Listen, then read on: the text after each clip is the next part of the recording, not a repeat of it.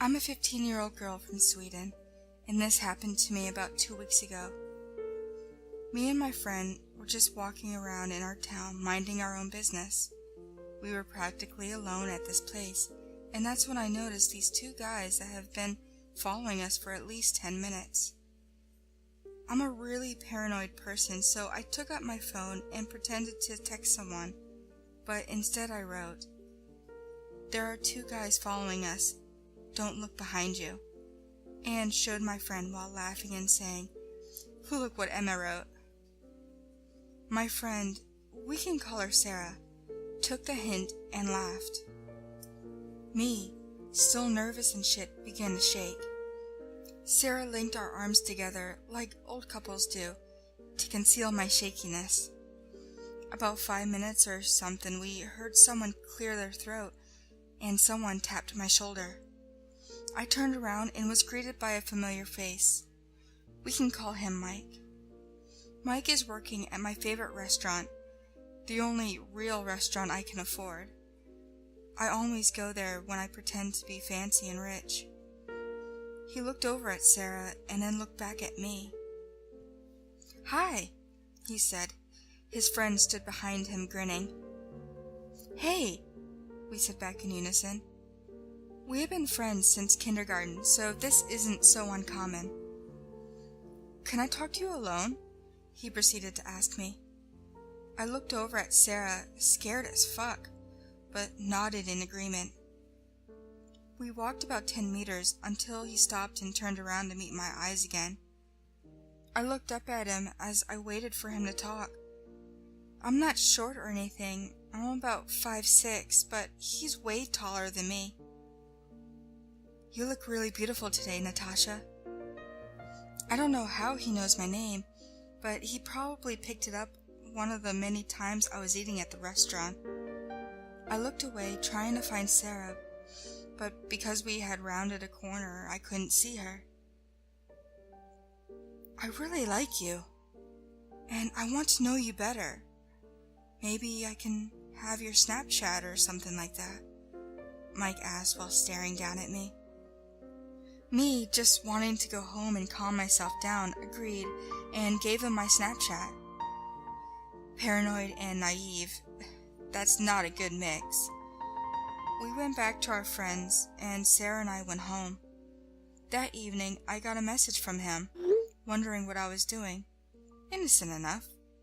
I answered, and he tried to start a conversation. It went something like this. "You look beautiful today. I wish I was beside you right now. You're my favorite girl." I began to feel uncomfortable. I didn't even know the guy. I eventually fell asleep and woke up the next morning. I checked my phone as I usually do, and what do I see? I have 4 missed calls from an unknown number. I googled it, and it turned up to be Mike. How the fuck did he get my number, I thought. My last name is a very unusual name in Sweden, and you have to Google my dad's name to find my number. I called Sarah and told her everything.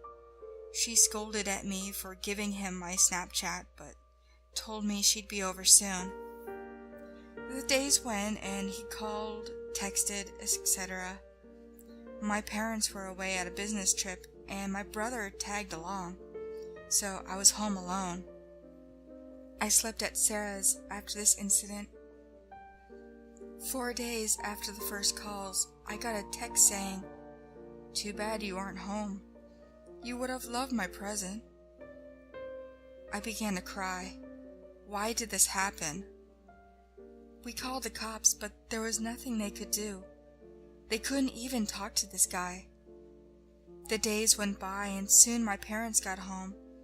We told them everything, but of course they took it so seriously. That night, I got a text saying, "Hey, Natasha, nice to be home again? Care to look out your window?"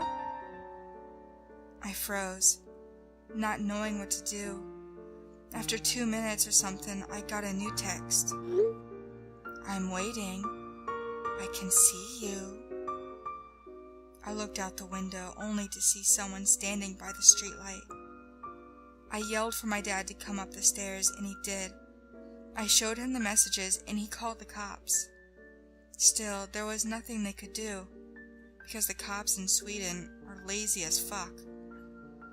That night, I slept between my mom and my dad, because I didn't dare sleep by myself. The next day, we installed an alarm in our house. This was 6 days ago, and I haven't heard from him since.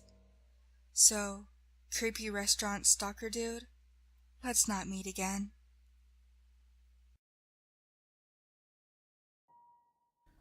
I never really talk about this experience, as I never felt that many people would believe me if I ever told them the truth.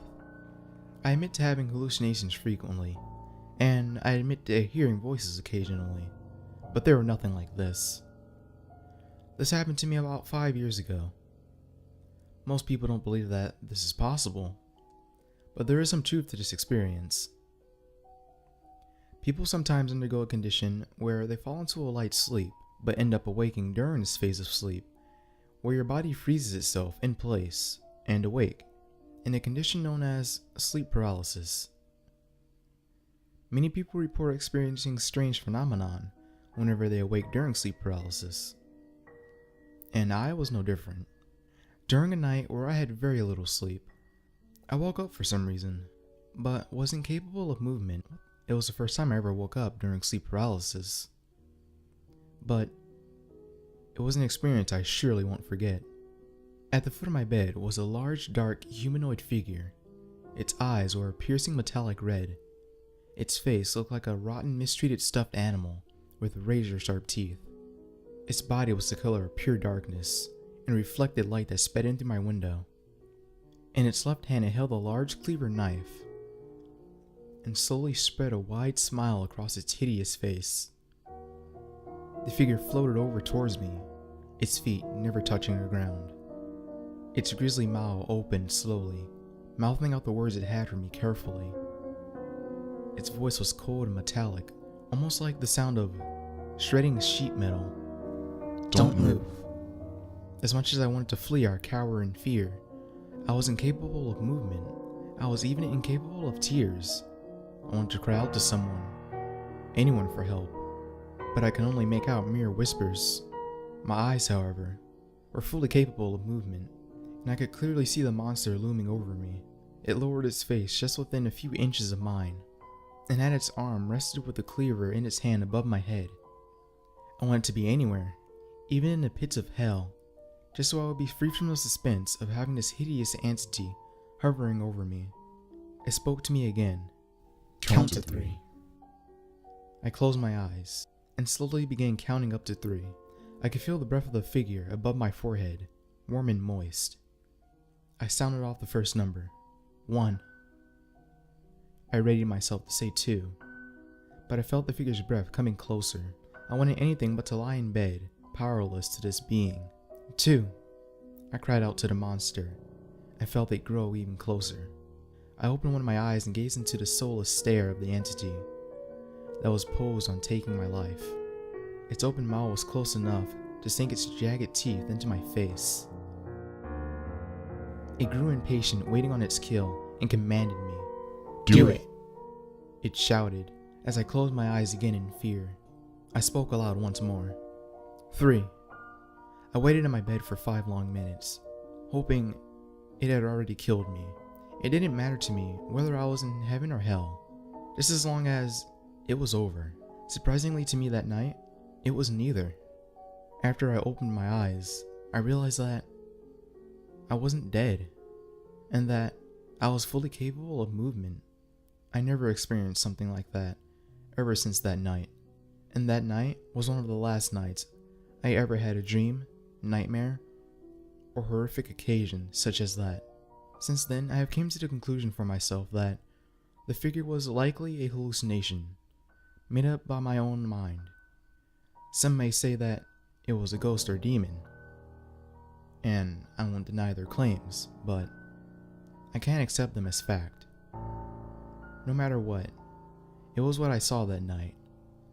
I hope I never see again.